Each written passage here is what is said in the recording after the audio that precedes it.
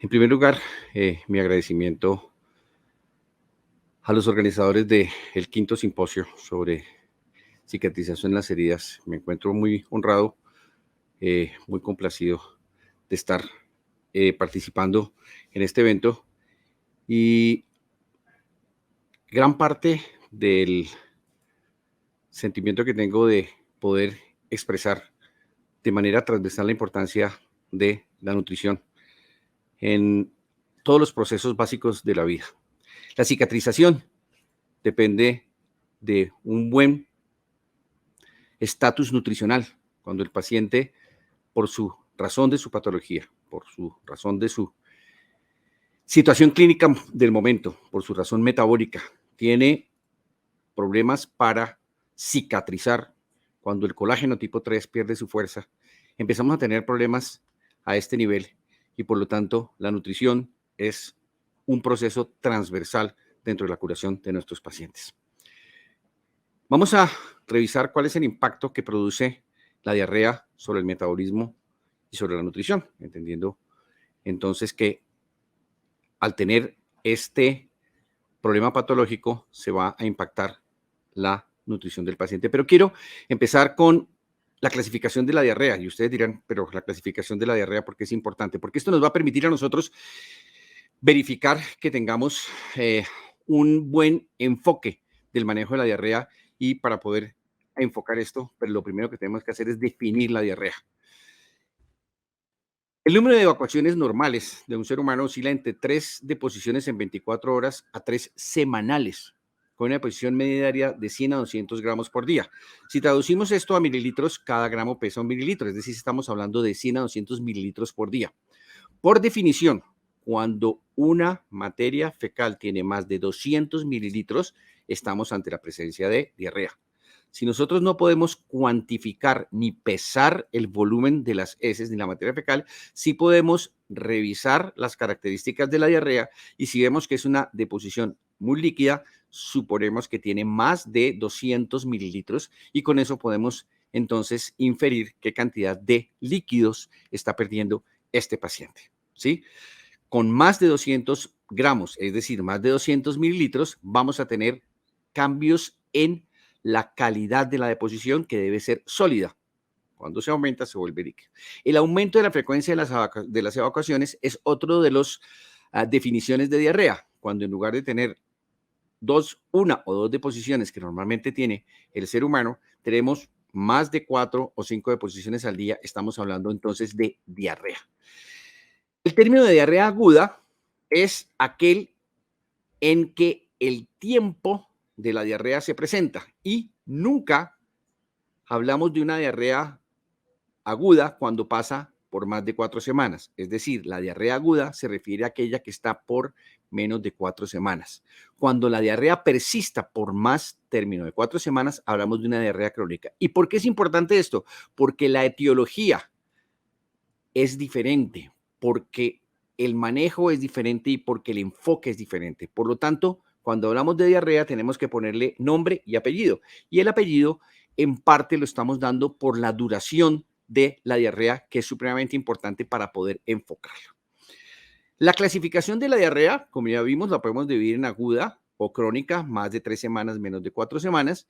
Podemos clasificar la diarrea si se localiza de origen en el intestino delgado o en el intestino grueso, si tenemos pacientes inmunocompetentes o inmunosuprimidos, si tenemos pacientes que tienen síndromes de malabsorción, que tienen inflamaciones intestinales, pacientes que presentan diarrea osmótica o pacientes que presentan diarrea secretoria, como son las pacientes que tienen infecciones o aquellos que tienen agentes que provocan aumento en la osmolaridad, es decir, el número de partículas eléctricamente activas que existen disueltas en un líquido y que por lo tanto van a causar que el intestino segregue agua y se produzca la diarrea.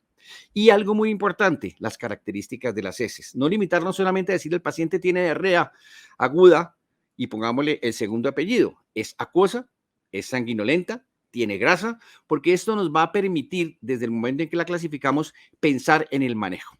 Entonces, la clasificación según el tiempo de evolución, aguda menos de 14 días, persistente más de 14 días y crónica mayor de 30 días.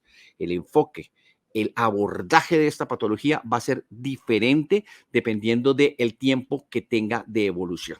Las diarreas agudas pueden ser infecciosas o no infecciosas.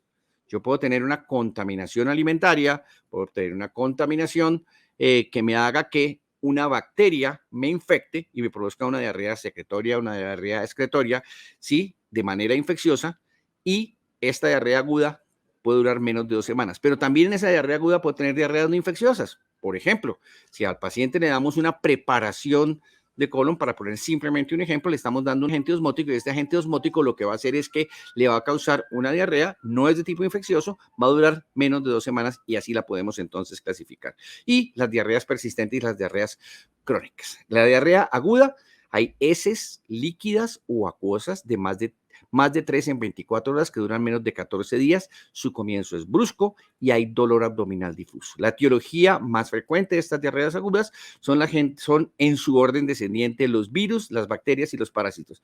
Mira la importancia. Descendente, virus. Y esto ya nos está indicando que no todas las diarreas agudas van a necesitar un bactericida o un tratamiento antibiótico. Es específico para aquellos pacientes que tienen diarreas bacterianas y finalmente los parásitos que también tienen un tratamiento específico, pero que se pueden presentar de hecho, en este tipo de pacientes. Quise traer este diapositivo porque hay un cuadro diarreico importante y es el diarreico nosocomial. Es el que se presenta intrahospitalariamente. Es el paciente que llega por una sintomatología diferente y empieza a presentar diarrea. Pues miren ustedes cómo es la primera o segunda causa de enfermedades nosocomiales. ¿De acuerdo? En muchas partes las infecciones nosocomiales, infecciones asociadas a dispositivos son la primera, pero la diarrea es la primera o segunda causa de enfermedades nosocomiales y muchas veces no le ponemos suficiente atención a este tipo de patología. Se presenta frecuentemente en los hospitales, en los hogares de ancianos, en los pacientes psiquiátricos y algo muy importante, hasta el 30 al 50% de los pacientes que están internados en las unidades de cuidado intensivo tienen diarrea. Es multifactorial y tal vez démosle el pedacito correspondiente al COVID. El COVID tiene manifestaciones gastrointestinales que incluyen intolerancia alimentaria y diarrea.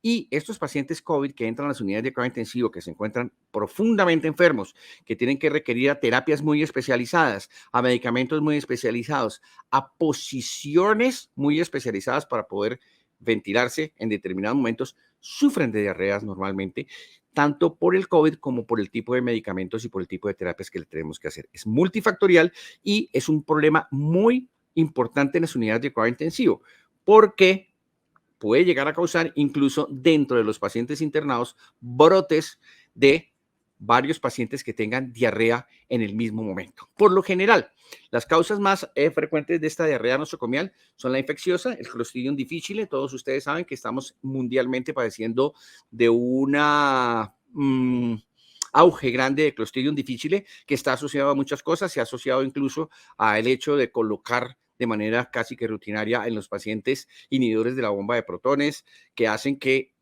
la cantidad de ácido se disminuya y prolifere el Clostridium difficile, y esta epidemia de Clostridium difficile mundialmente es algo que nos debe llamar la atención y tenemos que tener cuidado y tenemos que estudiarla. Los medicamentos, muchos pacientes por la quietud, porque no se pueden desplazar, hacen constipación y si empezamos a dar medicamentos, polietilenglicol, otro tipo de medicamentos que hacen que se provoquen diarreas. La nutrición que se administra por sonda, si bien es baja la posibilidad que sea per se la nutrición la que cause diarrea, sí en el momento en que estamos nosotros nutriendo a un paciente con nutrición debemos ver por qué se está presentando la diarrea. Contaminación bacteriana en la fórmula casi que la tenemos eliminada en algunos hospitales. Nosotros no tenemos en este momento preparación de fórmulas magistrales, no tenemos preparación de fórmulas artesanales y de hecho ni siquiera preparamos nuestras fórmulas de nutrición enteral en lactarios que lo hacíamos anteriormente y la posibilidad de contaminación es poca, pero se puede presentar. Las soluciones hipertónicas que pueden causar un dumping, es decir, un exceso de osmolaridad que puede causar diarrea y que se pase de pronto súbitamente y de manera rápida. Los pacientes que reciben o que tienen intolerancia a la lactosa, acuérdense que los latinoamericanos tenemos un déficit genético de lactosa. Más del 30%, 30, 40% de nosotros los latinos no toleramos muy bien la lactosa. Y entonces, en este tipo de pacientes, la intolerancia a la lactosa puede ser otra fuente de diarrea. Los elixires, cuando le damos a los pacientes medicamentos, por ejemplo, para la tos, para otro tipo de cosas, contienen sorbitol y este sorbitol causa hiperosmolaridad. Las fórmulas de bajo contenido en sodio, la hipoalbuminemia o la malnutrición del paciente que requiere una nutrición puede hacer que no se absorban y que se provoquen diarreas. La impactación fecal. Uno diría, bueno, pero la impactación fecal lo que produce es que si uno se impacta, pues se tapa. Pues resulta que se produce una diarrea por rebosamiento. El tapón de materia fecal es tan fuerte que impide el paso de la materia y se va acumulando y se va acumulando y pasa por los lados de esta impactación fecal y se produce como síntoma la diarrea. Y es muy importante esta impactación fecal que puede provocar síndromes, alteraciones, hipertensiones intraabdominales, etcétera, en este tipo de pacientes. Y los tratamientos oncológicos, ¿sí? Producen per se, por ejemplo, la radiación, la enteritis por radiación, puede producirnos a nosotros cuadros de diarrea. Después de 3 días de internación, cuando se presente diarrea, casi que estamos obligados a estudiar esas diarreas. En algunos casos, si estos brotes nosocomiales en pacientes mayores de 65 años con enfermedades comórbidas, neutropenia, HIV, infecciones entéricas sistémicas, habría que entrar a hacerles toxinas, habría que hacerles paneles, cultivos para salmonela y estar seguros que no existe una diarrea de tipo infecciosa. Los antibióticos. Pues los antibióticos salvan vidas, se utilizan cuando tenemos procesos infecciosos, neumonía, etcétera, etcétera. ¿Y cuál es el problema? Que le impactan a la flora intestinal. Nosotros tenemos una flora intestinal propia, ahora se llama elegantemente la microbiota, y esta microbiota la alteramos de manera sustancial cuando le damos a nuestro paciente antibióticos. Es decir, matamos una serie de gérmenes que en determinado momento son útiles y son buenos para el metabolismo de la vitamina K, para la producción de ácidos grasos de cadena corta, que se originan a partir de la fermentación de la fibra. Entonces, ¿qué fermenta? Las bacterias. Si matamos las bacterias, se pueden presentar diarreas por este tipo de antibióticos y son diarreas que son nosocomiales y que pueden pasar. El tratamiento, si se puede suspender el antibiótico y el metronidazol, si empeora, persiste para el manejo de este tipo de pacientes. Se presentan entonces 2 clases de diarreas, digámoslo así, importantes para poder clasificarlas. Aquellas que se producen por reducción de la absorción y aquellas que se causan por aumento de la secreción. O sea, aquellas en las cuales en el momento que llega algo para absorberse en el intestino, que básicamente es su función, ¿sí? No se puede hacer. Entonces, el intestino no es capaz de absorber esos solutos, no hay un buen contacto entre la superficie, las vellosidades intestinales y el contenido intraluminal y se inhibe el transporte de los electrolitos en la pared del intestino. ¿Qué pasa? Se causan alteraciones del sodio, del potasio, etcétera. O aumentamos la secreción de líquidos. ¿Por qué? Porque aumentamos la presión hidrostática, aumentamos la exudación o mecanismos activos como la activación del AMP cíclico o presencia de tumores o lesiones de la mucosa intestinal que pueden originar exudados inflamatorios. Según localización, podemos clasificar la diarrea en alta, es decir, aquella que proviene del intestino delgado, como les expliqué, aumento de la secreción, o baja, en la cual el colon no puede hacer su función. ¿Cuál es la función del colon? Absorber, con D. ¿Qué significa? Recoger todo el líquido que le llega, que es bastante, si tenemos en cuenta las secreciones de saliva, las secreciones de estómago, las secreciones de intestino, y absorber esas secreciones para poder pasarlas nuevamente al torrente circulatorio. Cuando ese colon se ve impedido de hacer esa función, pues no puede absorber 3, 4 o 5 litros de líquido que le llegan y se producen diarreas. Entonces, por eso es muy importante tanto la presencia del colon como la presencia de la válvula ileocecal, que nos pueden ocasionar, si hay alteraciones de inflamación del colon o ausencia de la válvula, una posibilidad de tener pacientes diarrea. La diarrea alta, ¿cómo la clasificamos? ¿O cómo sabemos que es una diarrea alta o es una diarrea baja? Sí, tienen ciertas características. El dolor en la diarrea alta intestinal es leve e infrecuente y el centro del abdomen, y la diarrea baja es un cólico periférico. El paciente me dice, doctor, tengo dolor que va y viene en los lados del abdomen. Pujo y tenesmo, ¿sí?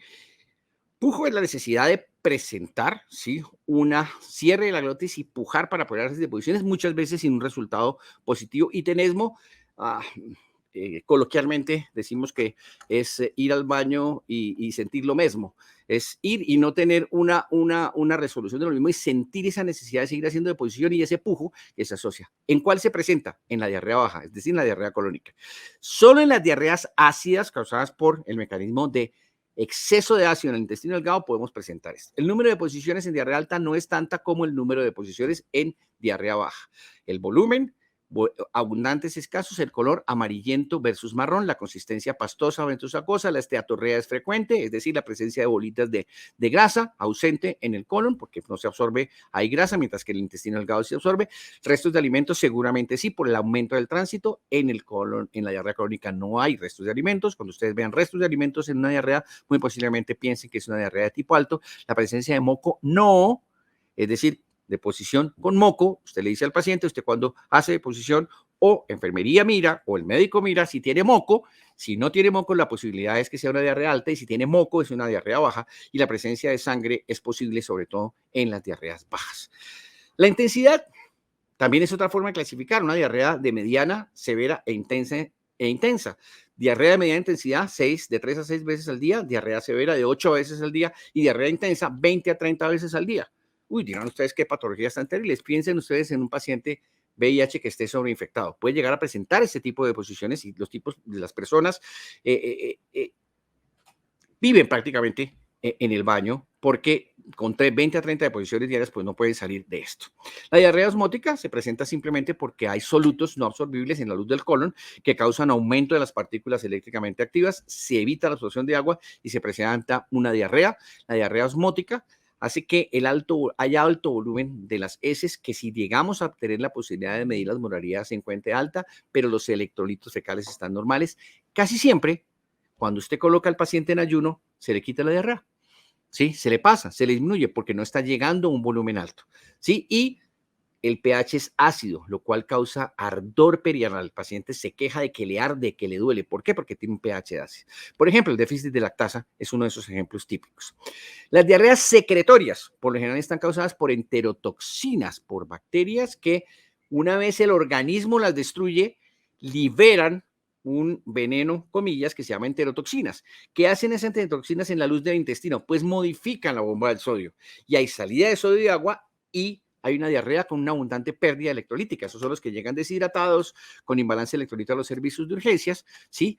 Se aumenta de manera muy alta esta secreción, tiene un alto volumen, la osmolaridad es baja, hay alto contenido de electrolitos, y a pesar de que el paciente no coma, se sigue presentando la diarrea. Tiene un pH fecal neutro, no hay tanta irritación en la zona perianal, y en las gastroenteritis enterotoxígenas, cuando uno dice, no, me fui a comer anoche, comí un pescado, comí pollo y mire que tengo diarrea, por lo general este es el tipo de diarrea que se presenta. La diarrea exudativa, se altera la mucosa, no se absorben electrolitos y se pierden agua y electrolitos. Se irrita la mucosa y se aumenta el moco, y se producen entonces este tipo de diarreas que les estoy diciendo, en los cuales ustedes ven moco en la materia fecal.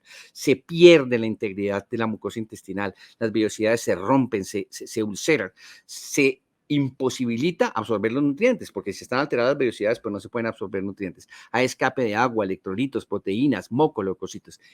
Diarreas enteroinvasivas son las que más provocan estos. Las diarreas motoras, simplemente hiperestimulamos o se hiperestimula el movimiento a nivel de los plejos mientéricos y la inervación parasimpática, y lo cual hace que se pierdan grandes cantidades de agua, el volumen no es tan alto, el reflejo gastrocólico, es decir, como y me da diarrea, puede estar exaltado, no hay pérdidas de electrolitos, no hay alteraciones metabólico-nutricionales, y es el síndrome de intestino irritable, en el cual hay una hipermotilidad, o la diabetes mellitus, en que hay lo contrario, una hipomotilidad. En resumen, esta es una de las formas en que nosotros manejamos, pues podemos enfocar la diarrea. Si ustedes me permiten aquí, entonces, diarrea, anamnesis, ¿es o no infecciosa? Si no es infecciosa, valore y trate. Si es posiblemente infecciosa, mirar si es leve, moderada o severa. Reponer líquidos electrolitos, muy importante. Esta es la principal alteración metabólica de la diarrea y que mata muchísimo, especialmente a los niños. Las epidemias de diarrea matan a los niños por este imbalance electrolítico. Sí, se puede observar dependiendo de lo que el paciente tenga, pero ya está la reposición de líquidos, y ver si la diarrea persiste, entonces tenemos que hacer estudios microbiológicos. Si la diarrea no persiste, podemos manejarlo sintomáticamente. Si el paciente tiene fiebre, estudios microbiológicos. Si no tiene fiebre, se le puede dar antidiarreicos, se resuelve y se va. Si persiste, estudios microbiológicos, ¿sí? Y en los pacientes en que tenemos entonces identificación del patógeno después de los estudios microbiológicos, tratamiento, si no se obtiene identificación, tratamiento empírico, o si se obtiene hacer un tratamiento específico. Entonces, fíjense que estos algoritmos los que nos permiten es enfocar de manera ordenada y llevar los procesos a una buena resolución. Para eso nos sirven esto. Anecdóticamente, miren lo que hacían en el Egipto para la diarrea. Le daban calabaza fresca 1/8, pan fresco 1/8, aceite, miel, 1/4 de cera, yo creo que eso era lo que realmente los taponaba, agua, 25 mililitros, se cocinaba y se comía durante 4 días. Donde dice Evers 44.2 es la referencia bibliográfica. En el papiro de Evers, en el folio 44, en la página 12 a 17, está la referencia bibliográfica para los que quieran ir a buscarla. Y también tenían remedios para los gusanos intestinales, también tenían parásitos en el antiguo Egipto. Entonces le daban raíz de granada, 5 ro, era una medida, como decir centímetros, agua, se reposa al rocío, se filtra y se bebe durante un día. Ahí también está la referencia bibliográfica y pues 2500 años antes de Cristo también existían las diarreas, pero ya había tratamiento para los mismos. La diarrea crónica dura más de 4 semanas, se aumenta la frecuencia, el volumen, ¿sí? Pasa de 225 mililitros o gramos, la frecuencia más de 3 veces al día, hay una disminución de la diarrea, las causas son múltiples. Yo no pretendo que miremos esto, pero sí algunas cosas importantes, la ingesta crónica de etanol. Ojo, los pacientes que toman crónicamente etanol tienen diarrea, ¿sí? Algunos tumores, enfermedades infiltrativas, miopatías, síndrome de intestino corto, ¿sí? Deficiencia de lactasa, enfermedad celíaca, enfermedad de Whipple. ¿A qué nos quiero llevar a esto? Que el estudio de la diarrea crónica tiene que ser grande, amplio y tiene que ser muy proactivo, porque como ustedes pueden ver, una enfermedad que tiene tantas causas, pues hay que estudiarla muy grande, porque estas causas pueden ser de muchas maneras. La diarrea hace que haya un consumo bajo de alimentos, hace que se pierda la absorción de los alimentos, hace que haya anorexia, hace que se altere la digestión y se altere metabólica del paciente, lo cual lo lleva a la desnutrición. Entonces, las consecuencias metabólicas de la diarrea son desnutrición, especialmente en la diarrea crónica. En la diarrea aguda se pierden algunos micronutrientes, pero en la diarrea crónica se causa desnutrición y esto causa un impacto. Y si yo estoy desnutrido y aparte de eso estoy cicatrizando, pues obviamente no voy a tener una buena nutrición. Manejo, algo que yo sé que hay expertas en manejarlo. Nutrición. Tiene unas dietas específicas para pacientes que son las dietas astringentes. Es decir, son modificaciones en los alimentos que hacen que se absorba, se retenga y se contenga la diarrea y la excreción de agua. Hay algunos alimentos que provocan constipación, es decir, provocan que uno no haga vida de posición, y hay otros alimentos que provocan que haya aumento de la excreción dependiendo de la cantidad de fibra que no tengan. Sí, la dieta astringente.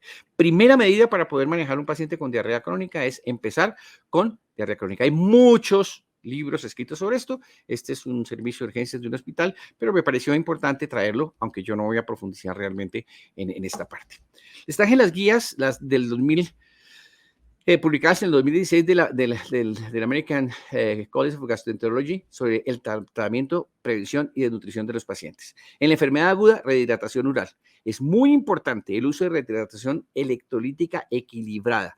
Ojo, y especialmente en los ancianos. Los pacientes ancianos son como los niños, se deshidratan rápidamente. Acuérdense que el niño tiene mucha agua, se deshidrata. El viejo tiene menos agua, muchísima menos agua y se deshidrata, y esto le causa trastornos electrolíticos severos. El paciente viajero, los que viajan, los que en este momento pueden hacerlo, con esta pandemia no hemos podido, pero que tienen diarrea acuosa similar al cólera, deben hidratarse con soluciones electrolíticas, ¿sí?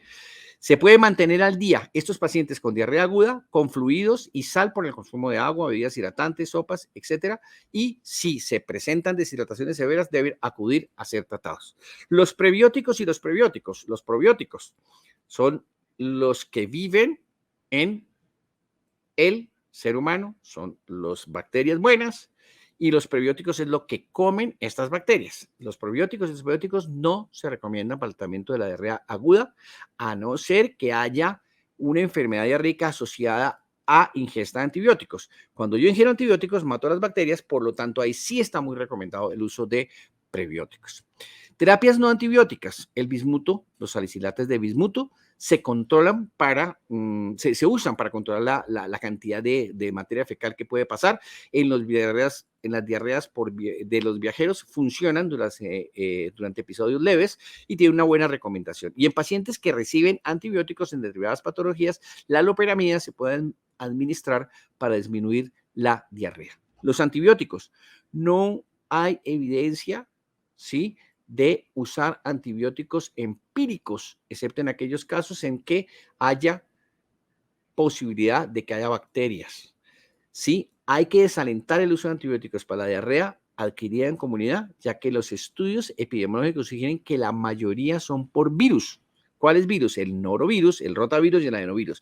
Y no podemos darle antibióticos a este tipo de pacientes. Aquí están los antibióticos que se recomiendan cuando vemos esto del estudio microbiológico que les conté en el algoritmo. Levofloxacina, ciprofloxacina, ofloxacina, acitromicina y rifamicina. Esos antibióticos son los que están recomendados. En resumen, la diarrea aguda produce un impacto metabólico, deshidratación, imbalance electrolítico, alteraciones del eje endocrino y si no la corregimos puede llevar a la muerte de los pacientes. El impacto nutricional en los diarreos agudos en un paciente que ya viene desnutrido agrava el cuadro nutricional. En un paciente, ese paciente tiene pérdida de macro y micronutrientes por su diarrea, ¿sí? Aumenta el riesgo de mortalidad, aumenta la estancia hospitalaria y aumenta la morbilidad infecciosa. Y en los pacientes con diarrea crónica tiene un impacto metabólico y nutricional, hay un alto riesgo de deshidratación, una alteración del eje neuroendocrino y el paciente que ya viene desnutrido y tiene diarrea va a tener un agravamiento de las consecuencias de la desnutrición. Hipoproteinemia, hipoalbuminemia.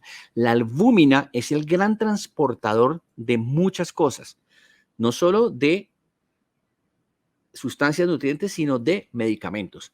La hipoalbuminemia hace que los tratamientos no sean eficientes, que los tratamientos no sean efectivos, porque no hay el carrito que lleva al sitio donde deben actuar, que es la albúmina. Importantísimo eso, ¿sí? El paciente viene desnutrido, tiene hipoalbuminemia, hace una diarrea en un paciente crónico, se agravan esas consecuencias, el paciente se torna hipoalbumínico y por más antibiótico, por más cantidad de cosas que le demos, no puede transportar las cosas. Entonces es muy importante que la diarrea causa alteraciones en la cicatrización, la diarrea causa alteraciones en la estancia hospitalaria, la diarrea causa agravamiento de todo el sistema neuroendocrino. Y finalmente, prevención. Esta no es una práctica recomendable. Definitivamente el aseo, definitivamente el mantenimiento de las buenas prácticas de aseo y evitar este tipo de cosas puede ser muy tierna, pero muy seguramente este niño va a tener algún impacto sobre su flora intestinal al intercambiarla. Les agradezco muchísimo, ratifico mi agradecimiento por la invitación